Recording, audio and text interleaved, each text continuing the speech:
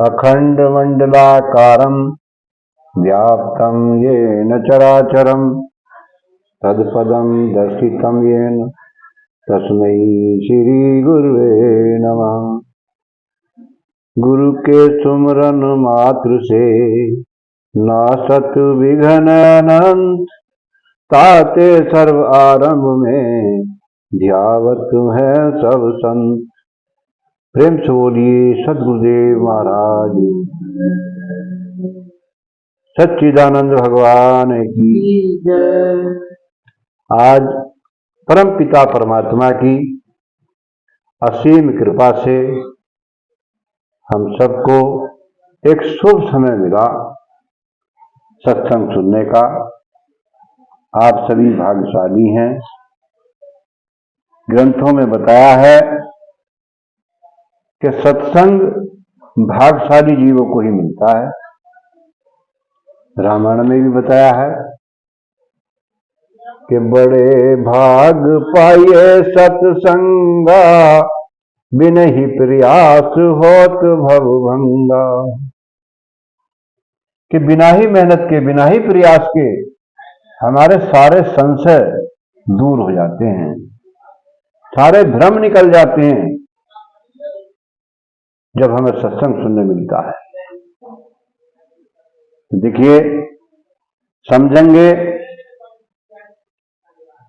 सत्संग दो शब्दों से मिलकर बना है, सत्य प्लस संग। शब्द बहुत छोटा है, लेकिन इसकी महिमा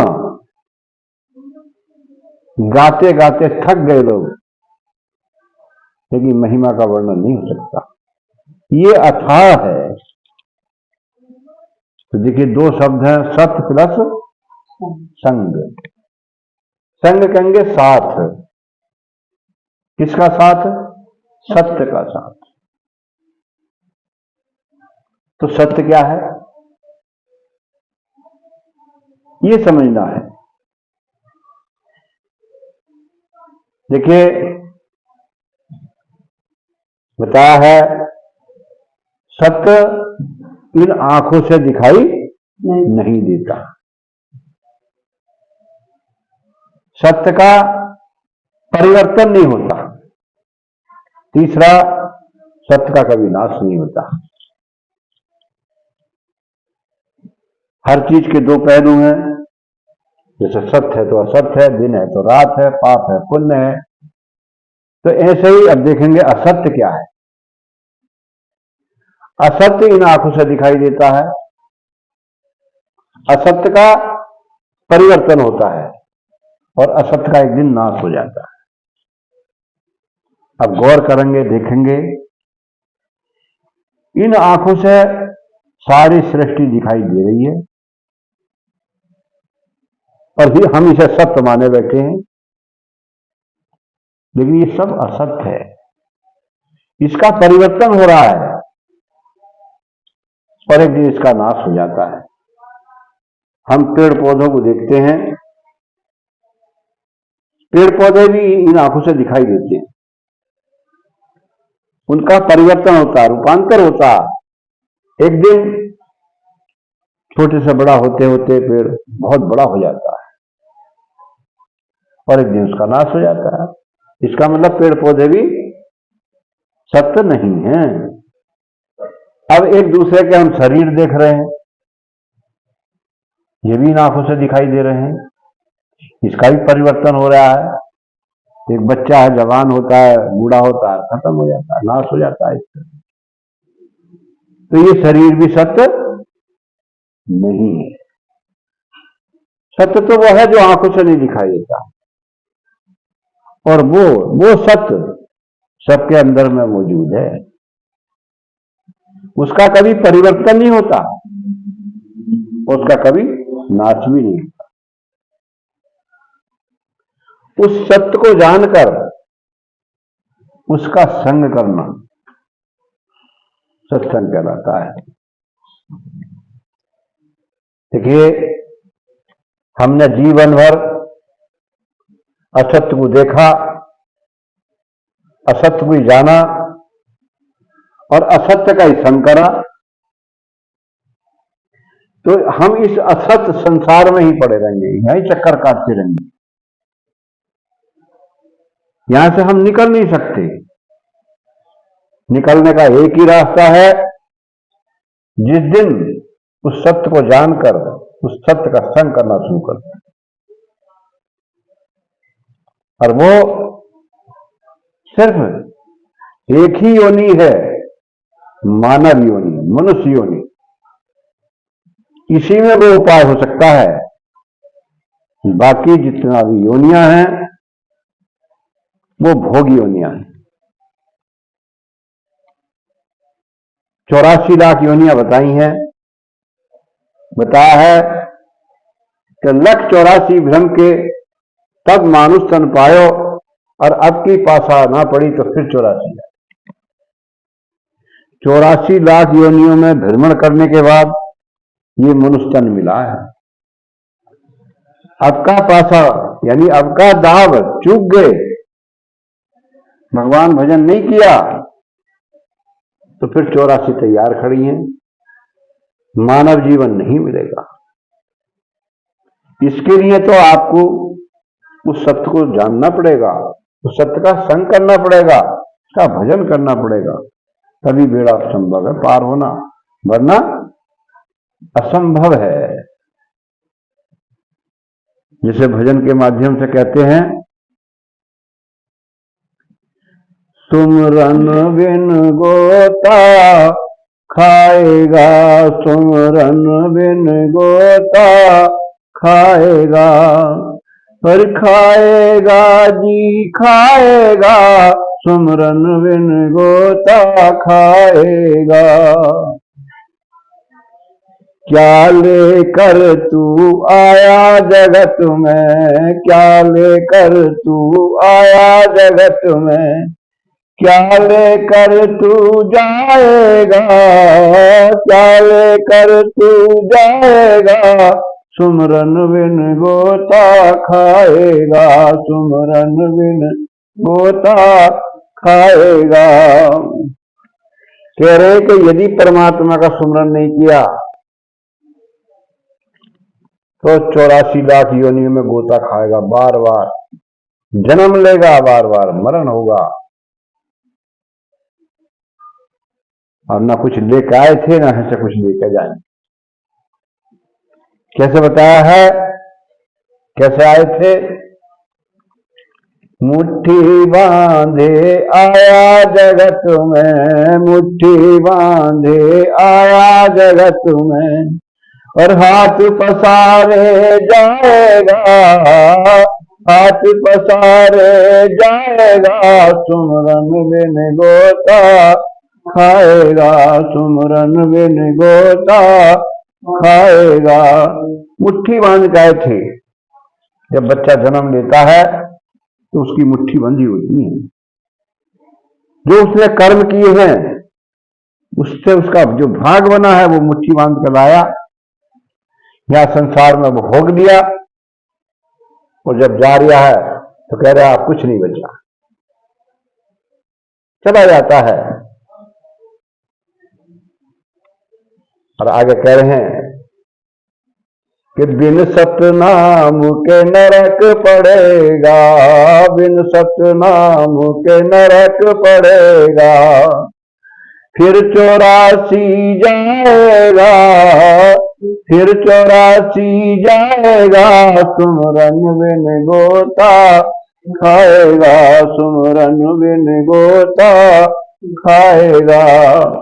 कह रहे बिना सतनाम के पहले तो कहां जाएगा? नरक में, और फिर 84 लाख योनियों में धक्के खाएगा। सतनाम क्या है? उस प्रभु का नाम। जब तक उस प्रभु के नाम को नहीं जानोगे, जब तक नरक में भोगते रहोगे, 84 लाख योनियों में जाते रहोगे।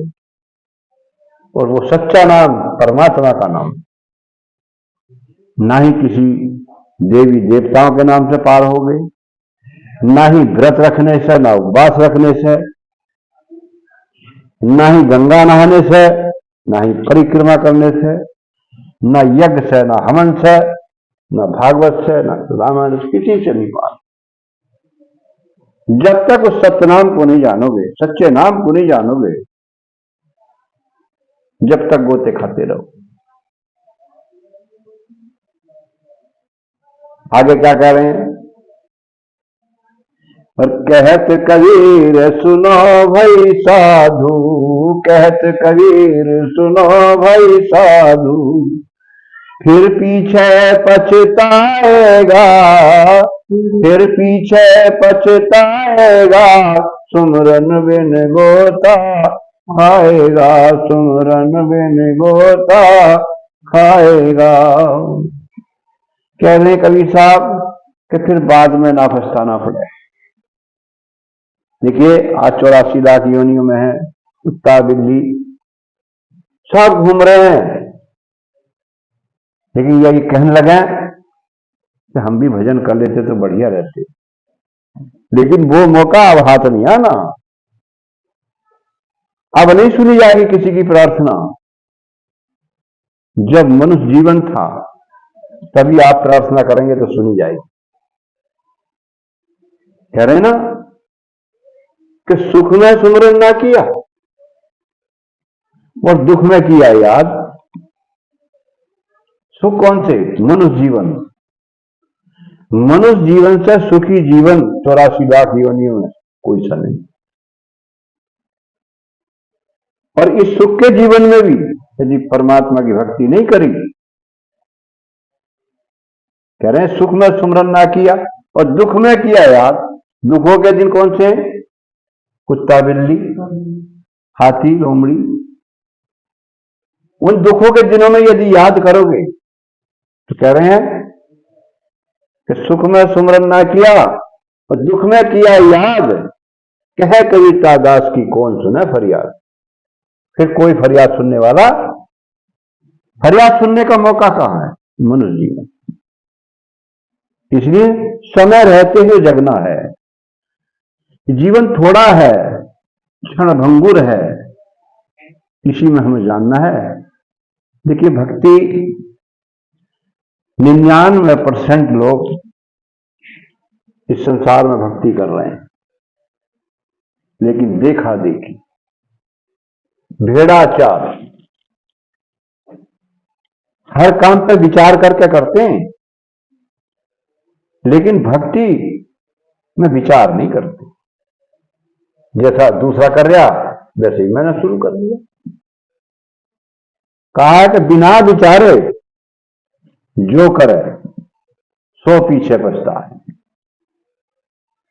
बिना विचारे जो करे सो पीछे पछता है, और काम बिगाड़े अपना जग में होत, अपना ही काम बिगड़ेगा, संसार हंसेगा। इसलिए विचार करके काम करना चाहिए। और भक्ति तो विशेष है, इसके बारे में हमें विचार करना चाहिए कि क्या सही कर रहे हैं रास्ता या गलत। जब तक हम विचार नहीं करेंगे, जब तक हमारे अंदर तड़प नहीं होगी, जब तक हमारे अंदर प्यास नहीं होगी, जब तक हम उस चीज को नहीं समझेंगे, नहीं जाने। जिसने भी इस रास्ते को जाना है, कोई ना कोई माध्यम दिया है। क्योंकि बताया है कि गुरु बिन माला फेरता और गुरु बिन करता दान, गुरु बिन सब निष्फल गया, गा वही वेद पुराण। वेद और पुराण सभी कह रहे हैं कि बिना गुरु के ज्ञान, वस्तु कहीं है ढूंढ कहीं रहे, वस्तु कहीं ढूंढे कहीं, किस वेद आवे हाथ और वस्तु तब पाइए जब भेदी दीजिए। आपके अंदर ही सारे खजाने हैं, लेकिन जब तक भेद बताने वाला नहीं मिलेगा, जब तक हम उसे नहीं पा सकते। बड़े बड़े धुरंधर रह गए, जब तक समझ में ना आई, जब तक किसी को भेदी के पास ना पहुंची। देखिए